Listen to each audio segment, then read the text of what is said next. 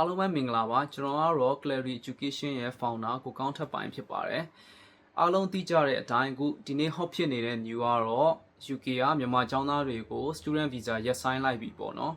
ဒီသတင်းကြောင့်လည်း UK ကိုပညာသင်ဖို့ပြင်ဆင်နေတဲ့ကျောင်းသူကျောင်းသားတွေ UK ကိုပညာသင်ဖို့အတွက် image ရှိတဲ့ဒီလူငယ်တော်များများလဲ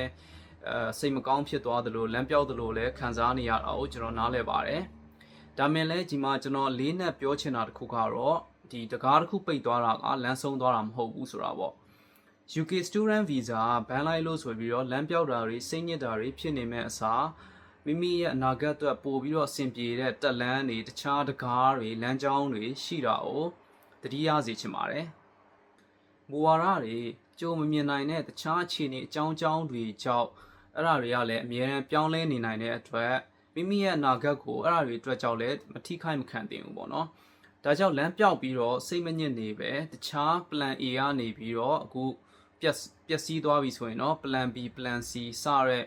တခြားမိမိနဲ့ကိုက်ညီမဲ့အကောင်းဆုံးဖြစ်မဲ့လမ်းတွေကိုရွေးချယ်ပြီးတော့ရှောက်တင်တာပေါ့နော်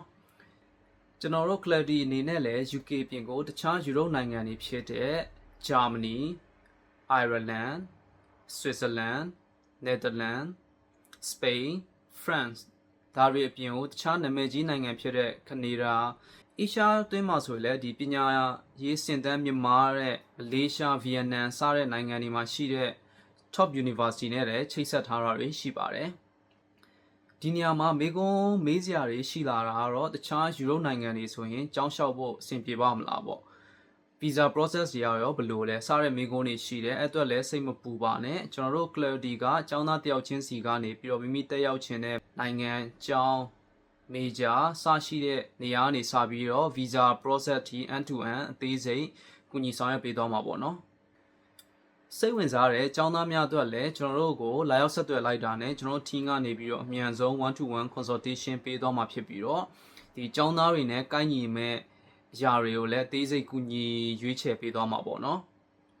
ဒါကြောင့်မို့လို့ UK student visa ပိတ်သွားပြီဆိုပြီးတော့လည်းစိတ်မညစ်နေပဲနဲ့တခြားပုံမကောင်းမွန်တဲ့လမ်းကြောင်းတွေစီကိုရှောက်လှမ်းဖို့ကျွန်တော်တို့ကိုအမြန်လာရောက်ဆက်သွယ်လို့ရပါတယ်